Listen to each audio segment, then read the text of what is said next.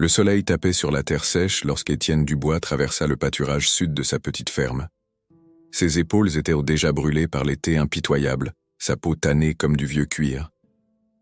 La clôture qui séparait sa propriété des terres de Jérôme Martin avait cédé pendant l'orage de la nuit précédente, et le bétail risquait de s'échapper s'il ne la réparait pas rapidement. Il portait sur l'épaule un rouleau de fil de fer, et à la ceinture les outils nécessaires à la réparation, sentant la sueur couler dans son dos, tandis que ses yeux parcouraient l'horizon vallonné. C'est alors qu'un son rompit la monotonie de l'après-midi. Un cri étouffé à moitié étranglé par la peur mêlé au bruissement inquiet de la végétation haute qui poussait le long du ruisseau asséché. Étienne se figea, tendant l'oreille. Le son se fit de nouveau entendre, plus faible cette fois. Abandonnant ses outils à l'ombre maigre d'un chêne solitaire, il se dirigea vers le bruit. Les hautes herbes fouettèrent ses jambes tandis qu'il avançait. Des gouttes de sueur perlaient à son menton, et sa respiration s'accéléra non pas à cause de l'effort, mais de la tension qui montait dans sa poitrine. Quelque chose n'allait pas. Des années à vivre sur cette terre lui avaient appris à reconnaître les sons de la nature, et celui-ci n'appartenait pas au répertoire quotidien.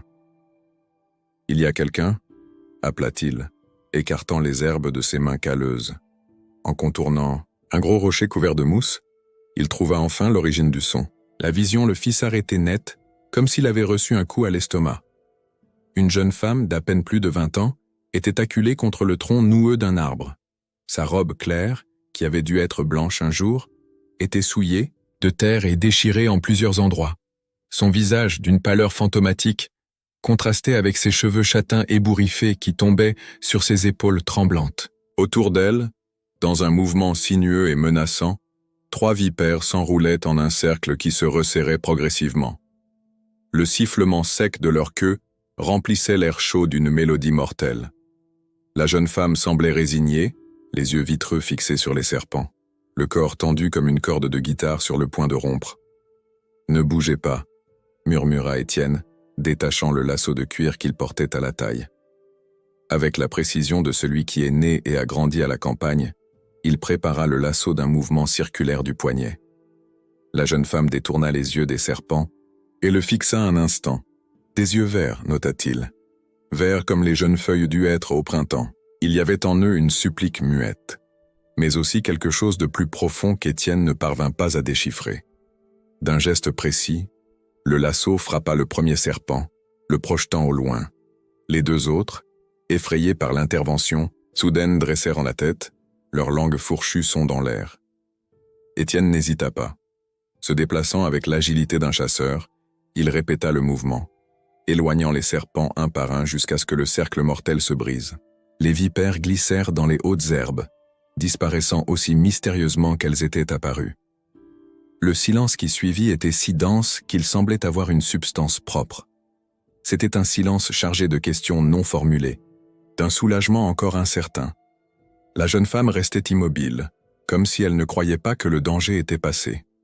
Sa poitrine se soulevait et s'abaissait en respiration courte et rapide. Ses doigts fins s'agrippaient à l'écorce de l'arbre avec une telle force que ses jointures étaient en blanche.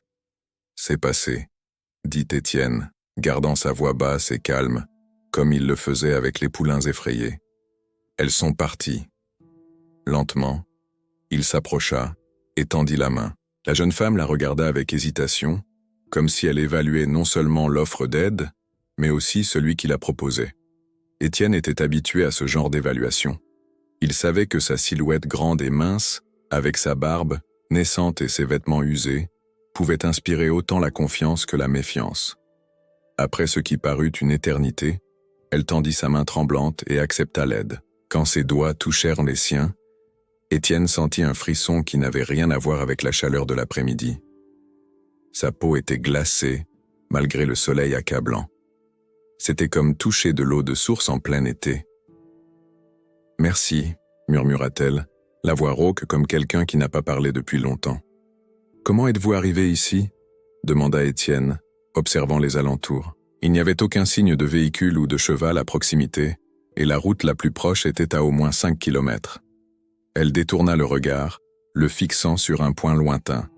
« Je me suis perdu. » La réponse était clairement incomplète, mais Étienne n'insista pas. La campagne lui avait appris que certaines vérités ont besoin de temps pour mûrir, comme des fruits qu'on ne cueille pas avant l'heure. « Ma ferme est à environ 20 minutes d'ici. Je peux vous offrir de l'eau et du repos. » En l'aidant à monter sur son cheval, un solide alezan nommé Tonnerre, Étienne remarqua quelque chose suspendu à son cou. Un collier avec une pierre verte taillée en forme ovale.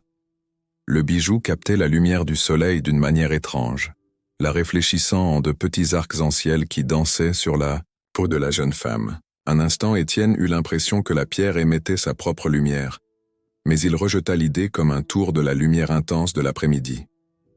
Il monta derrière elle, sentant son corps encore tremblant contre le sien. Il avait tant de questions, mais toutes pouvaient attendre. Pour le moment, l'important était de l'emmener loin de cet endroit et de la mettre en sécurité. « Comment vous appelez-vous » demanda-t-il, tandis qu'il guidait Tonnerre sur le chemin du retour. « Clara » répondit-elle après une brève hésitation. « Clara Chevalier. »« Étienne Dubois » se présenta-t-il, remarquant comment elle serrait le collier, comme si elle craignait de le perdre. « Bienvenue à la ferme de l'horizon, Clara. » Et tandis qu'il chevauchait sous le soleil qui commençait sa lente descente vers le couchant, Étienne ne pouvait s'empêcher de sentir que cet après-midi avait changé quelque chose de fondamental dans sa vie, comme lorsque les premières gouttes de pluie annoncent la fin d'une longue sécheresse. La ferme de l'horizon apparut dans le champ de vision comme une peinture délavée par le temps. La maison principale, construite par les grands-parents, d'Étienne plus de 60 ans auparavant, conservait la dignité silencieuse des choses qui résistent. Des murs de briques apparentes, une large véranda qui embrassait 3 côtés de la bâtisse, et un toit de tuiles avec quelques taches verdâtres où l'humidité avait créé de petits mondes de mousse. Autour s'étendaient l'étable, la grange rouge et un ancien moulin qui ne fonctionnait plus depuis des années, mais restait debout par entêtement, ou peut-être par respect pour la mémoire. Clara observait tout avec des yeux attentifs, tandis que Tonnerre s'approchait d'un trot, lent, ses mains, auparavant crispées sur la selle, serraient maintenant le collier vert avec une intimité qui n'échappa pas à la perception d'Étienne. Il y avait quelque chose dans cet objet qui semblait ancrer la jeune femme à la réalité, comme si c'était un havre de paix au milieu de la tempête qu'elle portait en elle. En descendant, Étienne lui offrit son soutien, mais Clara glissa du cheval avec une agilité surprenante pour quelqu'un qui, quelques minutes plus tôt, tremblait comme une feuille au vent. Ses pieds touchèrent le sol poussiéreux de la cour, et un instant, elle resta immobile, comme si elle absorbait l'essence du lieu à travers les plantes de ses pieds nus. « Ce n'est pas grand-chose », rompit le silence Étienne en conduisant Tonnerre à l'abreuvoir. « Mais il y a de l'eau propre et un toit qui ne laisse pas passer la pluie. » Clara hocha la tête, sans un mot. Ses yeux parcouraient l'horizon, vérifiant chaque arbre, chaque buisson, chaque cachette ou voie de fuite possible. C'était le regard d'un animal traqué, reconnut Étienne. Dans ses années de chasseur, avant de décider qu'il préférait cultiver la vie plutôt que de la prendre, il avait vu ce même regard chez les cerfs et les renards. La cuisine de la ferme les accueillit avec l'arôme persistant du café et l'odeur incomparable du bois ancien. La cuisinière à bois, allumée plus tôt pour le petit déjeuner, conservait encore quelques braises qui crépitaient doucement. Les murs, ornés de casseroles en cuivre et en fer qui avaient appartenu à la mère d'Étienne, reflétaient la lumière dorée de l'après-midi qui entrait par les fenêtres en verre dépoli. « Asseyez-vous », indiqua Étienne en désignant une chaise près de la table en bois massif. « Je vais préparer quelque chose à manger. » En fouillant dans les étagères à la recherche de farine et de levure, il essaya de ne pas penser au vide que la maison portait depuis la mort de Louise, 3 ans plus tôt. Le cancer avait emporté sa femme trop rapidement, ne laissant que des photographies jaunies et une collection de tasses en porcelaine qu'il n'avait ni le courage d'utiliser ni de jeter. Parfois, les jours de pluie, lorsque la solitude se faisait plus pesante, il en prenait une et passait les doigts sur le bord délicat, comme s'il pouvait sentir le contact de ses lèvres. Le pain de la veille était encore bon, conservé dans la boîte décorée de fleurs. Il y avait du fromage frais que Madame Giraud, voisine de la propriété au nord, avait apporté le matin même, et un peu de confiture de coing qu'il avait faite lui-même en suivant la recette que sa grand-mère lui avait apprise quand il était enfant. Il disposa tout sur un plateau et mit la bouilloire à chauffer. Clara restait assise, droite comme une statue, ses yeux verts ne s'arrêtant jamais sur un seul point bien longtemps. Quand Étienne posa la nourriture devant elle, elle murmura un remerciement presque inaudible, mais ne fit aucun geste pour toucher quoi que ce soit. « Ce n'est pas empoisonné », tenta-t-il de plaisanter, s'asseyant de l'autre côté de la table. Un fantôme de sourire passa sur les lèvres pâles de Clara, si rapide qu'il aurait pu être une illusion. D'un doigt tremblant, elle prit un morceau de pain et le porta à sa bouche. Elle mâcha lentement comme si elle avait oublié l'acte de manger. « Depuis combien de temps n'avez-vous pas mangé ?» demanda Étienne, servant du thé dans 2 tasses simples, évitant délibérément celles en porcelaine gardées dans le vaisselier. Clara déglutit avec difficulté avant de répondre. « 2 jours, peut-être 3. J'ai perdu le compte. » Le thé fumant entre eux créait un rideau translucide qui semblait approprié aux demi-vérités qui imprégnaient cette cuisine. Étienne savait qu'il y avait bien plus dans l'histoire de cette femme que ce qu'elle était prête à raconter, mais la campagne lui avait enseigné la patience. Les graines ne germent pas seulement parce que nous le désirons, elles ont besoin de temps et de la bonne saison. « Vous pouvez rester dans la chambre d'amis, » dit-il quand elle eut enfin fini de grignoter. « Je ne reçois pas beaucoup de visites. Alors c'est un peu poussiéreux, mais les draps sont propres. » Clara hocha la tête, ses yeux maintenant fixés sur la fenêtre par laquelle on voyait le soleil commencer à se coucher. Les ombres s'allongeaient, dans la cour, transformant les formes familières en silhouettes mystérieuses. La nuit arrivait, apportant son propre langage de sons et de silence. Étienne lui montra la chambre, un espace simple avec un lit en fer, une vieille armoire en bois sombre et une commode avec un miroir ovale. Par la fenêtre, on voyait le verger, et plus loin, le début du champ de colza qui s'étendait jusqu'à la propriété voisine. Il la laissa avec quelques vêtements qui avaient appartenu à Louise, une chemise de nuit en coton, une tenue plus résistante pour le lendemain, et se retira dans sa propre chambre. La nuit tomba, avec sa routine de grillons et de grenouilles, coassant au loin. Étienne, allongé mais loin de trouver le sommeil, essayait de mettre de l'ordre dans ses pensées. Qui était Clara? D'où venait-elle? Pourquoi était-elle seule dans ce champ, sans affaires, sans moyens de transport? Et que signifiait ce collier qu'elle tenait comme un talisman contre des forces invisibles? Ce fut le léger grincement du plancher qui le tira de ses réflexions. Des pas légers se déplacèrent dans le couloir, hésitant comme s'il cherchait à ne pas réveiller les fantômes de la maison.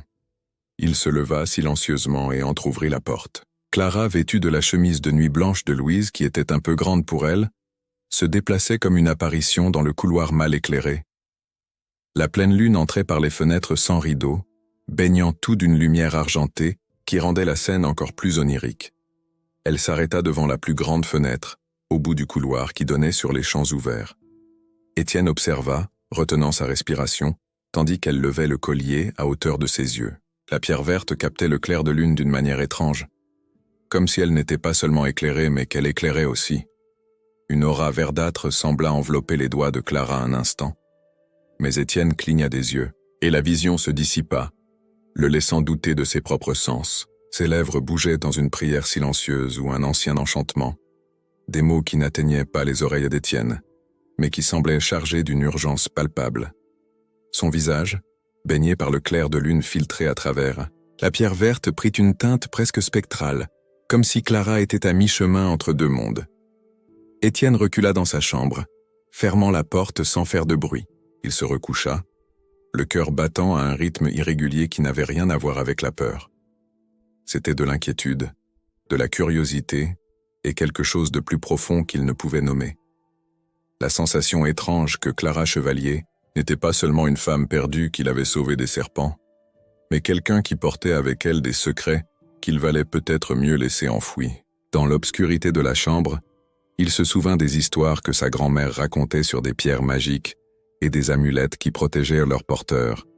Il se souvint aussi des avertissements qu'elle faisait toujours, que les objets de pouvoir attiraient autant la protection que le danger, que certains secrets avaient un prix trop élevé pour être gardés seuls. Le sommeil, quand il vint enfin, apporta des rêves fragmentés, des champs de blé ondulants sous un vent invisible, des serpents se transformant en cordes d'argent, et une pierre verte pulsant comme un cœur arraché de la poitrine, encore vivant, encore battant. L'aube arriva avec sa routine implacable. Les premiers rayons de soleil avaient à peine touché l'horizon, qu'Étienne était déjà debout, allumant la cuisinière à bois et préparant le café fort qui lui donnait l'énergie pour affronter la journée. Les tâches de la ferme n'attendirent personne. Les vaches devaient être traites, les clôtures réparées, le bétail trié. La terre exigeait un travail constant, comme une amante jalouse qui ne tolère pas d'être négligée. Le son de pas léger dans la cuisine le fit se retourner. Clara se tenait à l'entrée, vêtue des habits de Louise qu'il avait mis de côté, une jupe bleue délavée et un chemisier blanc simple. Le tissu tombait différemment sur son corps plus élancé, mais il y avait quelque chose d'approprié dans ce transfert, comme si les vêtements avaient trouvé un nouveau but. « Bonjour », dit-elle, la voix un peu plus ferme que la veille. Le sommeil, même s'il avait été agité, lui avait redonné quelques couleurs. Ses yeux verts semblaient plus vifs, bien qu'il porte toujours cette vigilance constante qu'Étienne commençait à penser être une partie permanente d'elle. « Un café ?» offrit-il, lui tendant déjà une tasse émaillée. Le liquide sombre et fumant exhalait un arôme qui remplissait la cuisine de promesses d'énergie.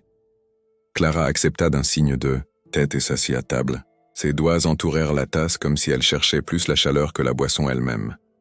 Le collier continuait de pendre à son cou, la pierre verte reposant contre le tissu blanc du chemisier comme une goutte de rosée, figée dans le temps. « Je dois traire les vaches et réparer la clôture sud », commenta Étienne entre deux gorgées de café. « Vous pouvez faire comme chez vous. Il y a de la nourriture dans le garde-manger et… »« Je peux aider », l'interrompit Clara, le surprenant. « Je ne suis pas inutile. » Il y avait une détermination dans cette affirmation qui parlait d'une fierté blessée et d'un besoin de prouver sa propre valeur. Étienne hocha la tête, reconnaissant ce sentiment. Après la mort de Louise, il s'était lui-même plongé dans le travail jusqu'à l'épuisement, comme si chaque cale à ses mains et chaque goutte de sueur pouvait combler le vide qu'elle avait laissé. « Vous connaissez le travail à la campagne ?» demanda-t-il en évitant de paraître sceptique. Un sourire mélancolique passa sur les lèvres de Clara. « J'ai grandi dans une ferme dans le Massif central. J'en sais plus sur les vaches et les poules que je ne voudrais l'admettre. » C'était la première information concrète sur son passé, et Étienne l'a reçue comme un cadeau inattendu. Le Massif central était à des centaines de kilomètres de là. Comment était-elle arrivée jusqu'en Bourgogne, seule et sans ressources? La matinée avança avec la routine du travail.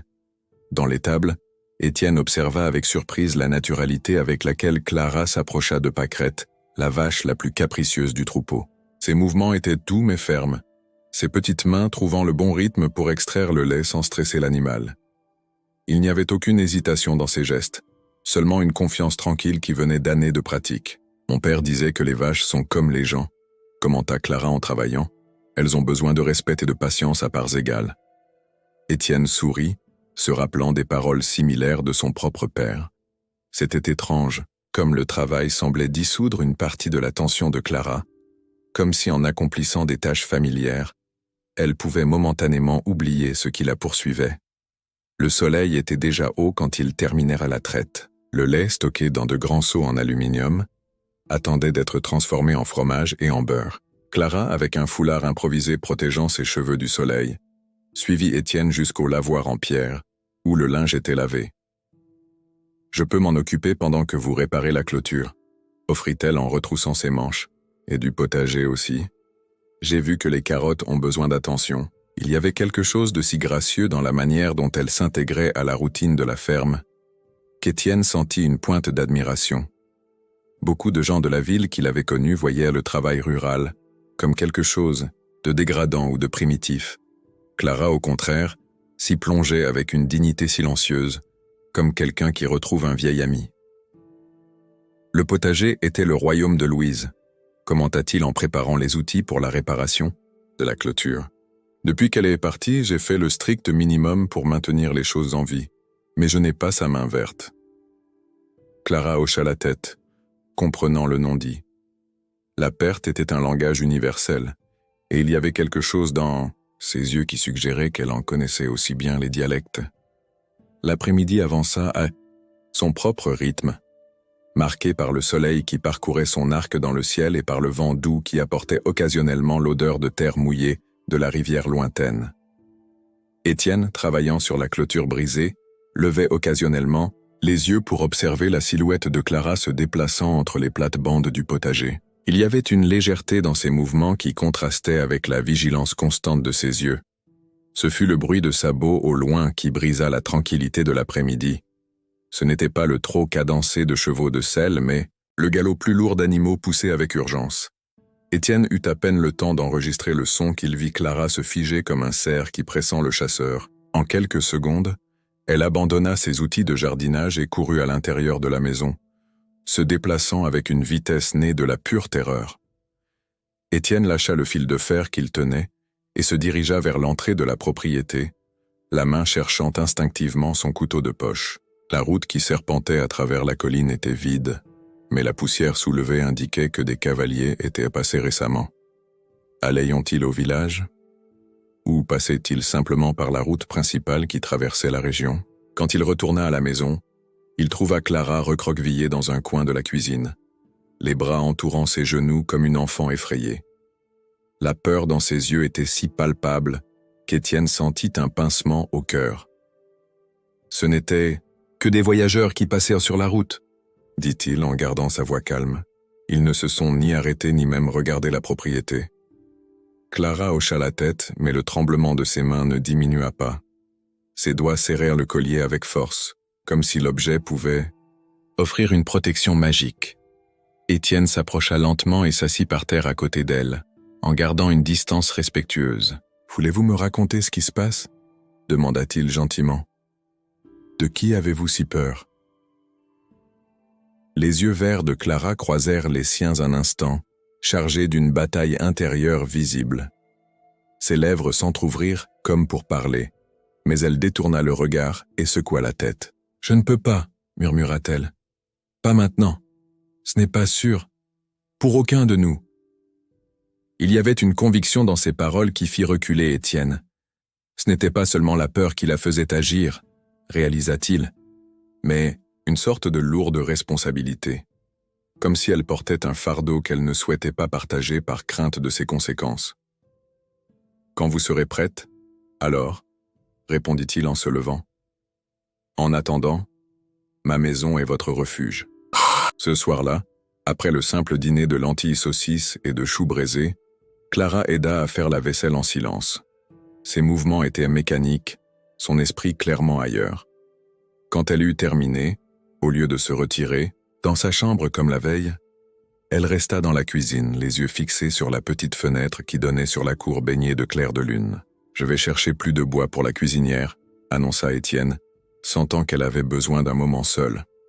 Dans la grange, tandis qu'il empilait les bûches sèches dans un panier, Étienne tenta d'organiser ses pensées. Il saisit Mojan.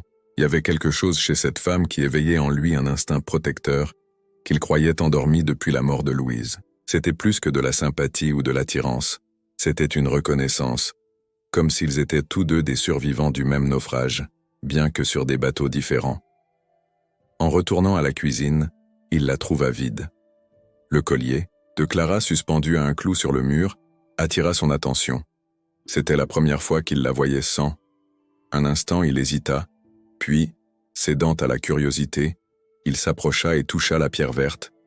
La sensation fut immédiate et déconcertante. Une chaleur subtile, comme une légère fièvre, parcourut son bras, s'installant dans sa poitrine avec une pulsation qui n'était pas la sienne. C'était comme si la pierre avait une vie propre, un cœur minéral battant contre ses doigts. Pendant un instant fugace, Étienne eut l'impression d'entendre des voix lointaines, des murmures dans une langue qu'il ne connaissait pas, mais qui, d'une certaine manière, semblait familière comme une chanson d'enfance à moitié oubliée. Il retira sa main rapidement, effrayé par l'intensité de l'expérience.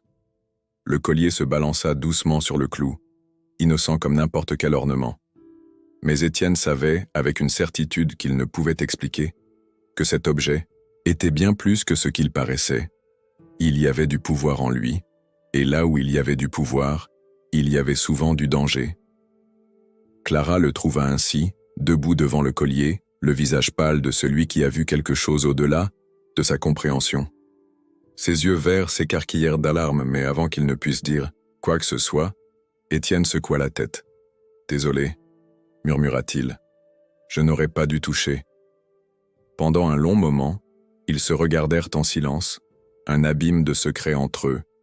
Puis, le surprenant, Clara fit un pas en avant et décrocha le collier du clou.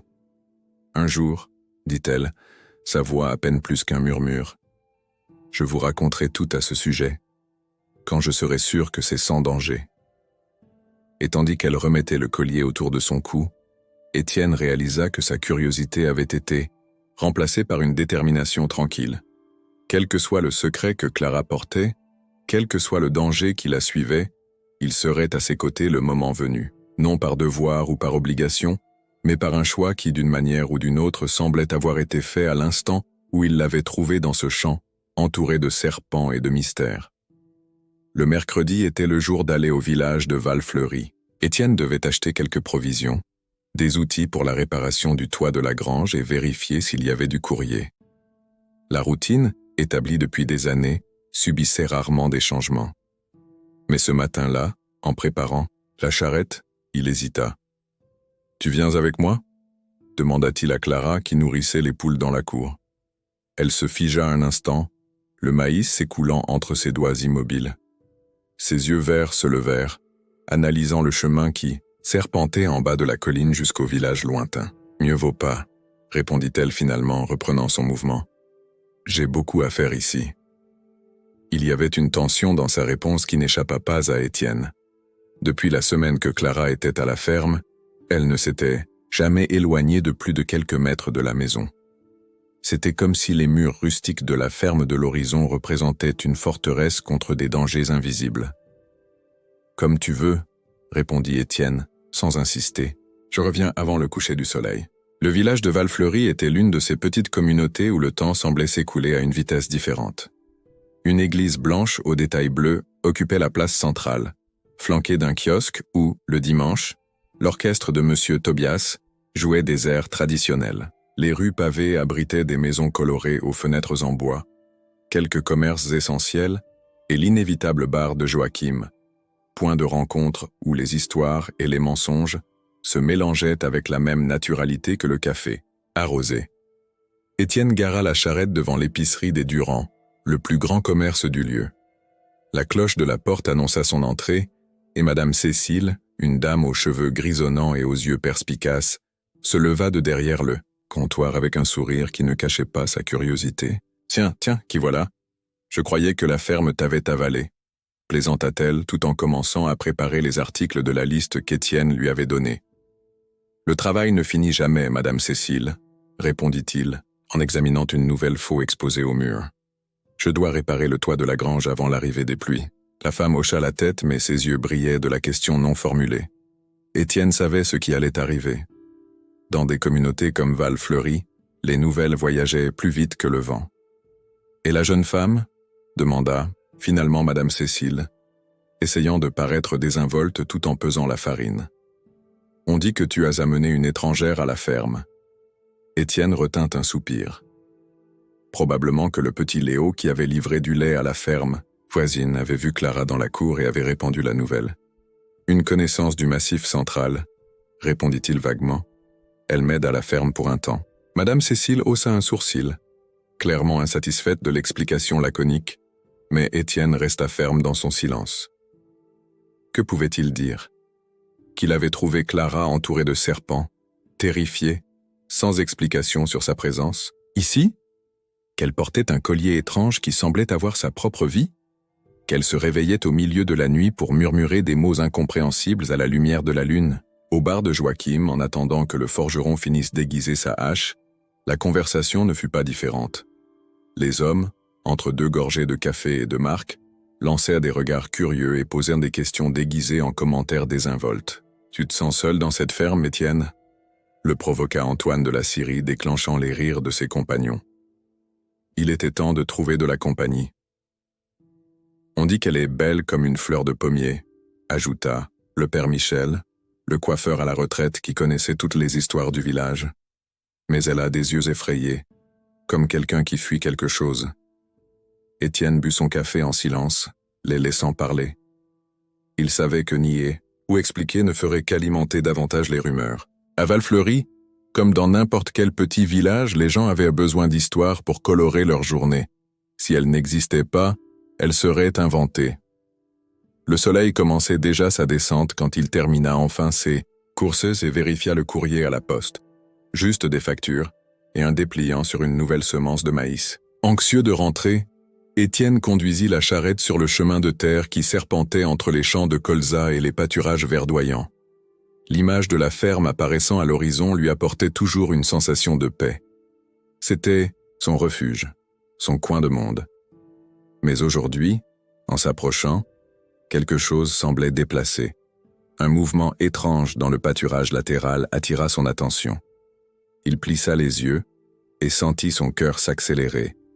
2 chevaux inconnus étaient attachés à la clôture extérieure et 2 hommes parlaient avec Clara dans la cour. Étienne donna un léger coup de fouet aux chevaux, accélérant l'allure de la charrette. À mesure qu'il s'approchait, la scène devint plus claire. Clara se tenait raidement, les bras croisés sur sa poitrine, comme si elle essayait de protéger le collier. Les hommes, un grand et mince avec un chapeau sombre, l'autre plus petit et trapu, maintenaient une distance calculée, mais il y avait quelque chose de prédateur dans la manière dont ils l'entouraient. Quand le bruit de la charrette devint audible, tous 2 se tournèrent. Un instant, Étienne vit quelque chose dans les yeux de l'homme le plus grand. Une lueur de reconnaissance, peut-être, ou une évaluation froide. Puis, sans un mot, les 2 reculèrent en direction de leurs chevaux. Étienne sauta de la charrette avant même qu'elle ne s'arrête complètement. « Un problème ici ?» demanda-t-il, sa voix plus grave que d'habitude. « Aucun problème, l'ami, » répondit l'homme le plus petit, avec un accent qu'Étienne ne put identifier. On demandait juste le chemin pour Belle-Roche. C'était un mensonge évident. Belle-Roche était dans la direction opposée, et n'importe qui de la région le saurait. Les hommes montèrent sur leurs chevaux avec des mouvements fluides qui indiquaient de la pratique. Le plus grand ajusta son chapeau dans un geste qui pouvait être interprété comme de la courtoisie ou une menace voilée. « Bonne journée à vous », dit-il, et il y avait quelque chose dans sa voix qui fit se hérisser les poils de la nuque d'Étienne. Il les regarda s'éloigner à cheval, sentant que quelque chose de fondamental avait changé. Quand il se tourna vers Clara, il la trouva tremblante, non pas de froid, mais d'une terreur si profonde qu'elle semblait émaner de ses os. « Ils savent », murmura-t-elle, ses doigts serrant le collier si fort que ses jointures étaient blanches. Étienne fit un pas dans sa direction, mais elle recula et courut à l'intérieur de la maison, le laissant seul dans la cour avec des questions qui se multipliaient comme des graines au vent. Ils savent quoi? Qui étaient ces hommes? Pourquoi Clara avait-elle si peur? Il déchargea les courses mécaniquement, rangeant chaque article à sa place tout en essayant d'organiser ses pensées. Le ciel commença à s'assombrir, non seulement à cause de l'heure avancée, mais aussi à cause de nuages chargés qui approchèrent de l'ouest. L'air acquit cette densité caractéristique qui précède les forts orages. Clara ne sortit pas de sa chambre pour le dîner. Étienne prépara une soupe simple, laissant un bol à la porte de sa chambre avant de se retirer sur la véranda. Là, observant les premières grosses gouttes de pluie qui commençaient à tomber, il sentit une détermination grandir en lui. Ces hommes, qui qu'ils soient, avaient apporté la peur dans sa maison, sur sa terre. Ils avaient fait en sorte que Clara, qui ces derniers jours avait commencé timidement à sourire en nourrissant les poules ou en cueillant des tomates dans le potager, retourne à cet état de terreur constante du premier jour. Les premiers coups de tonnerre résonnèrent au loin, et le vent commença à fouetter les arbres du verger. Étienne resta sur la véranda, sentant la pluie qui tombait maintenant fort lui asperger le visage. Il ne comprenait pas ce qui se passait, mais une chose était claire dans son cœur.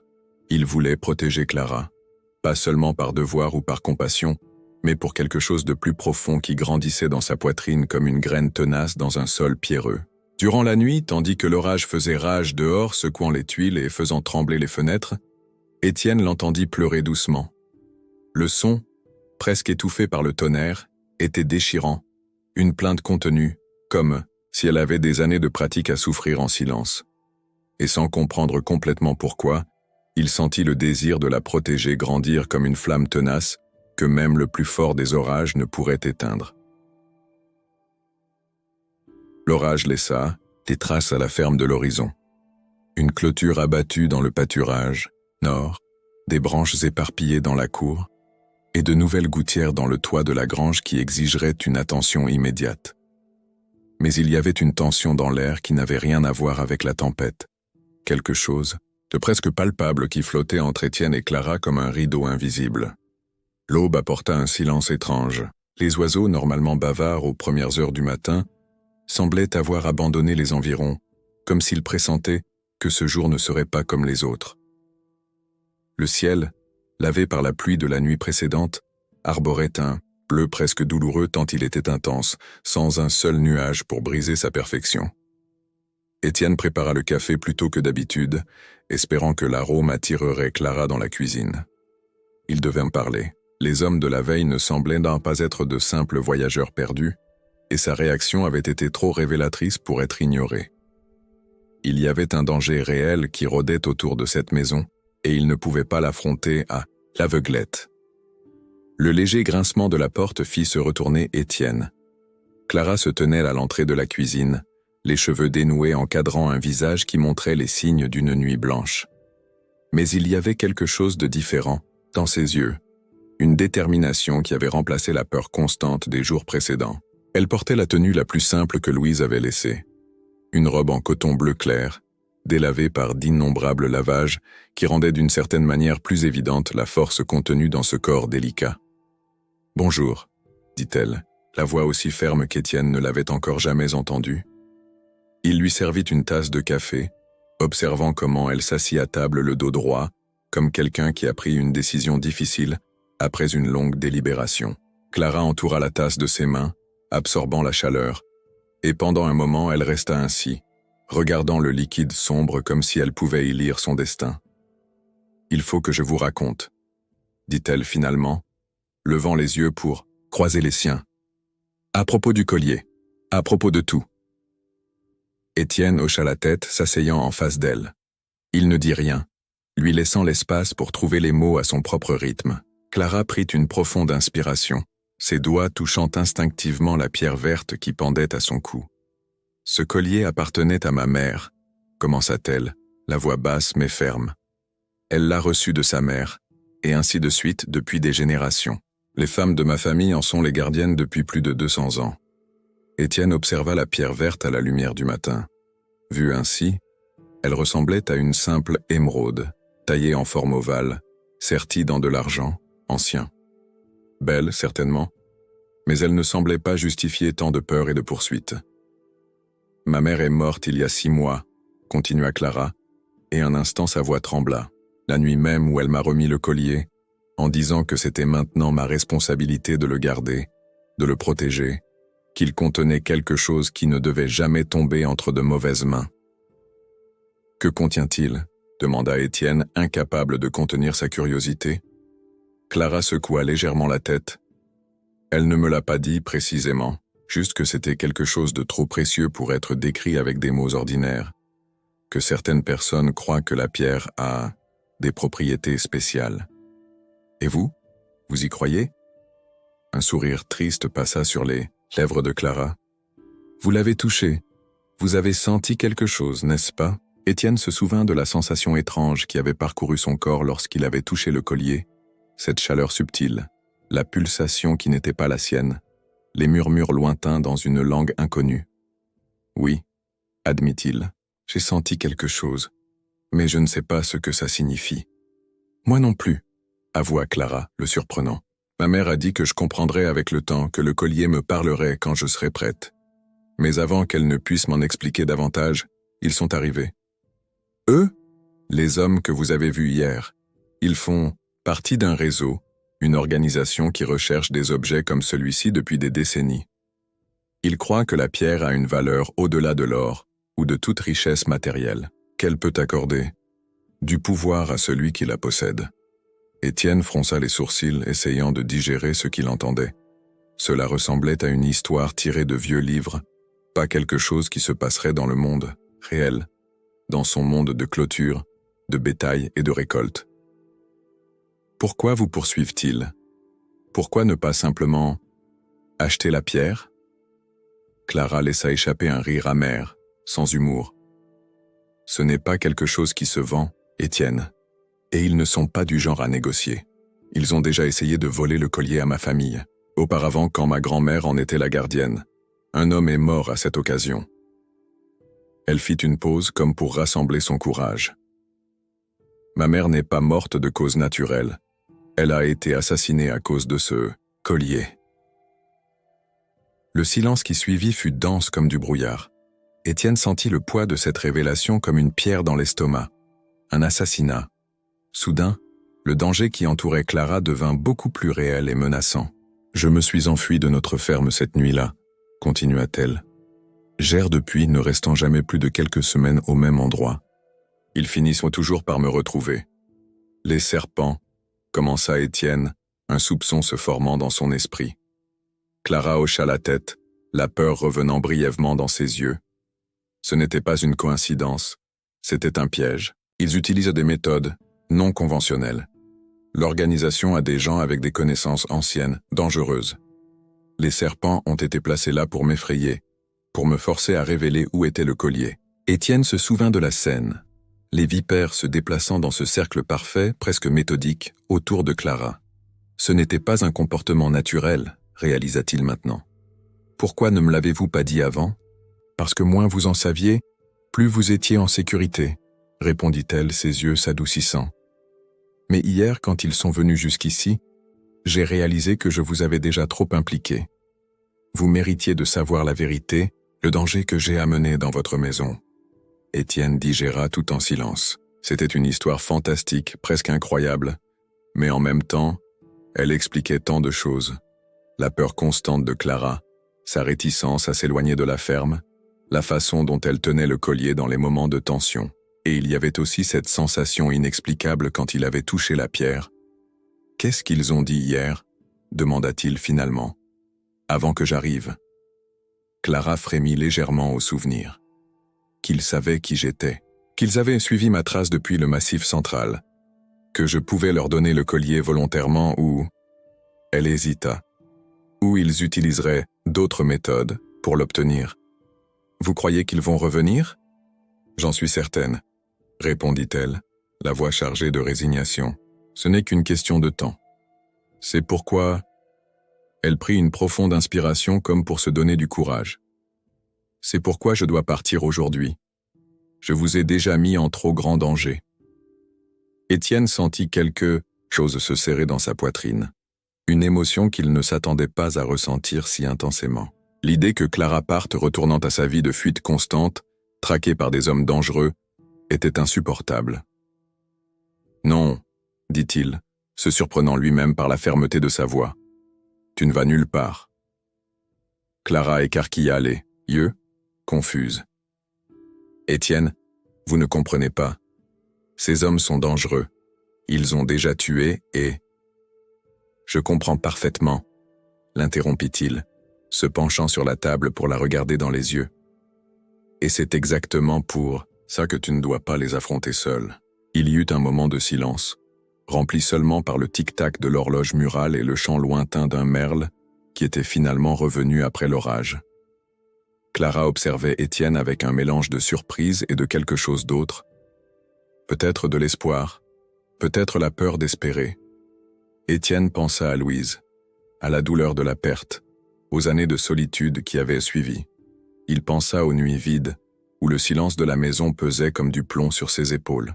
Il pensa à comment, ces dernières semaines, ce même silence avait été comblé par la présence de Clara, par le bruit de ses pas dans la cuisine, par le doux murmure de sa voix quand elle parlait aux poules dans la cour, par la simple connaissance qu'il n'était plus seul.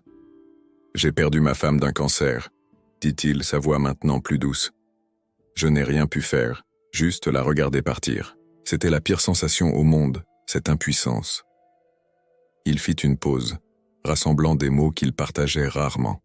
« Je ne vais pas rester les bras croisés pendant que tu cours un danger. Pas encore. Pas avec quelqu'un qui... » Il s'arrêta incertain de la façon de terminer sa phrase. Les yeux de Clara brillèrent de larmes contenues. « Vous me connaissez à peine » murmura-t-elle. « Je te connais assez » répondit-il, la voix rauque d'émotion. Il tendit la main sur la table, ne touchant pas la sienne, mais offrant un geste qui était à la fois une question et une promesse. « Tant que tu seras ici, personne ne te touchera. » Clara regarda la main tendue, l'homme simple et direct qui offrait sa protection sans rien demander en retour. Lentement, comme quelqu'un qui teste la température de l'eau avant de plonger, elle posa sa main sur la sienne. Le contact fut comme un léger courant électrique. Un pacte silencieux scellé entre deux âmes que la vie avait blessées de manière différente, mais tout aussi profonde. Les semaines qui suivirent apportèrent un travail intense à la ferme de l'horizon. Le toit de la grange dut être réparé après la tempête, la récolte de maïs ne pouvait pas attendre, et les veaux nés au printemps demandèrent des soins constants. La routine était épuisante, commençant avant le lever du soleil et se terminant lorsque les étoiles parsemaient déjà le ciel nocturne. Mais il y avait quelque chose de réconfortant dans cette fatigue honnête, dans la sensation de muscles endoloris après une journée productive. Pour Clara, le travail apporta plus qu'une simple occupation. Il apporta un but. Chaque jour qui passait, ses mouvements devenaient plus assurés, ses sourires plus fréquents. Ses mains délicates, autrefois tremblantes, se déplaçaient, maintenant avec confiance pour traire les vaches ou préparer le fromage frais qu'elle vendait aux fermes voisines. La peur était toujours là, cachée dans l'ombre de ses yeux verts, mais elle ne la paralysait plus comme avant. Étienne observait cette transformation avec un mélange d'admiration et de quelque chose de plus profond qu'il n'osait pas encore nommer. Depuis la conversation dans la cuisine, lorsque Clara avait révélé le secret du collier, quelque chose avait changé entre eux. Ils n'étaient plus seulement deux personnes partageant le même espace, mais des compagnons unis par une compréhension silencieuse, une alliance contre des forces qui pourraient tenter de les séparer. Les premiers jours après la visite des étrangers, tous deux restèrent vigilants. Étienne se mit à porter son fusil de chasse lorsqu'il travaillait dans les champs les plus éloignés, et il installa de nouveaux verrous à toutes les portes et fenêtres de la maison. Clara évitait de rester seule dans des zones ouvertes, et gardait toujours le collier caché sous ses vêtements. Il dormait peu, sursautant à chaque bruit nocturne, à chaque bruissement de feuilles dans le vent. Mais les hommes ne revinrent pas.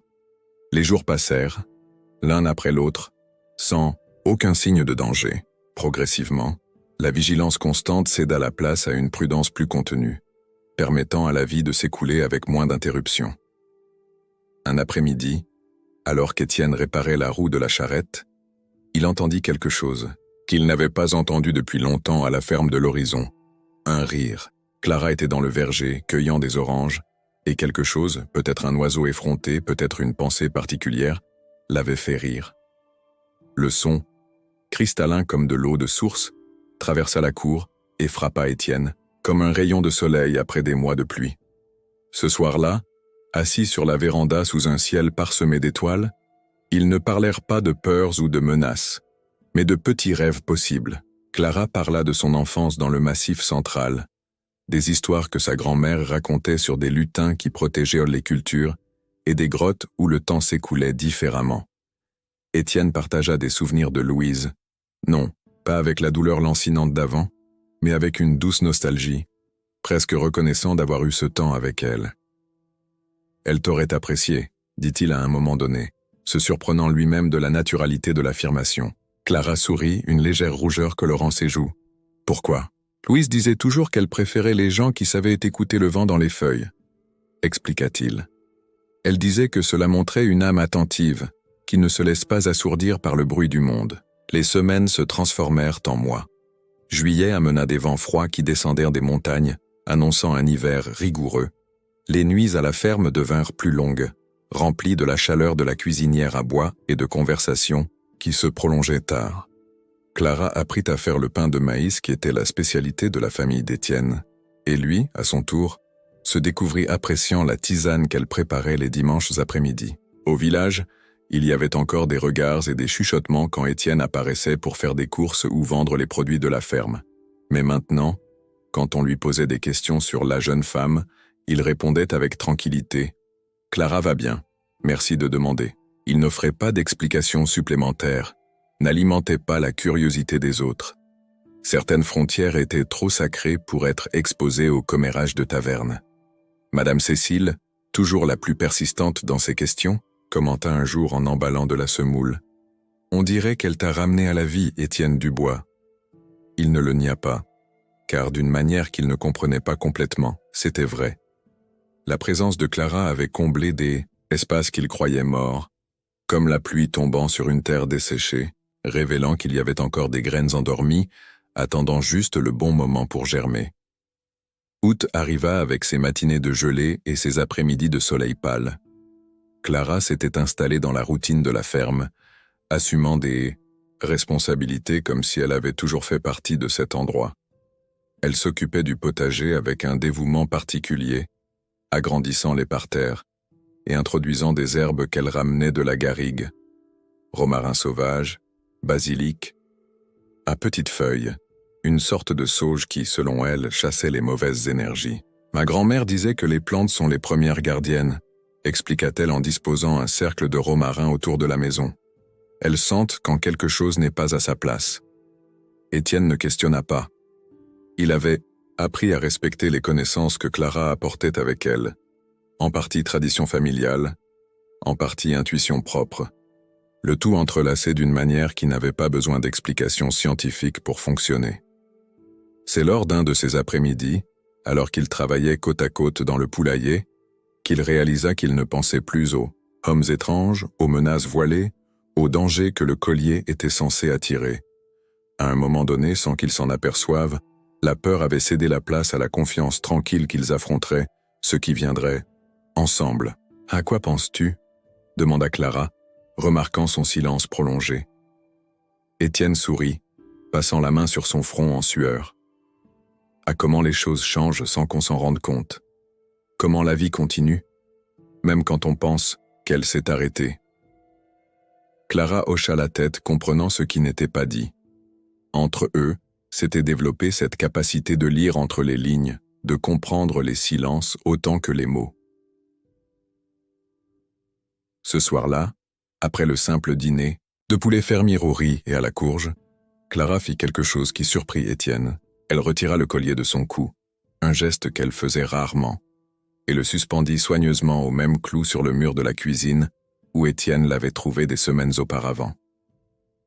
L'objet se balança doucement, la pierre verte, captant la lumière de la lampe à pétrole en reflets hypnotiques. Ce n'était pas un geste anodin, Étienne le savait, c'était une déclaration silencieuse, un symbole de confiance, comme si Clara disait que ce foyer était maintenant aussi le sien, que là, le collier n'avait pas besoin d'être caché, protégé, craint. Étienne observa le mouvement, sentant un poids qu'il ne savait pas porter quitter ses épaules. Ce n'était pas une victoire bruyante, ce n'était pas la fin définitive d'une menace. Les hommes pourraient revenir n'importe quel jour. Le mystère du collier restait aussi inexplicable qu'auparavant, mais il y avait une solidité dans ce moment, une certitude presque palpable que, quel que soit le chemin à venir, il ne le parcourait pas seul. Plus tard, assis sur la véranda comme c'était devenu leur habitude, ils contemplaient le ciel où une lune presque pleine déversait de l'argent liquide sur les champs endormis. Le silence entre eux était confortable, rempli seulement par le coassement lointain des grenouilles dans la mare et le chant intermittent d'un engoulevent solitaire. « J'ai pensé », rompit le silence Clara, sa voix douce dans l'obscurité, que peut-être le pouvoir du collier n'est pas ce qu'il croit.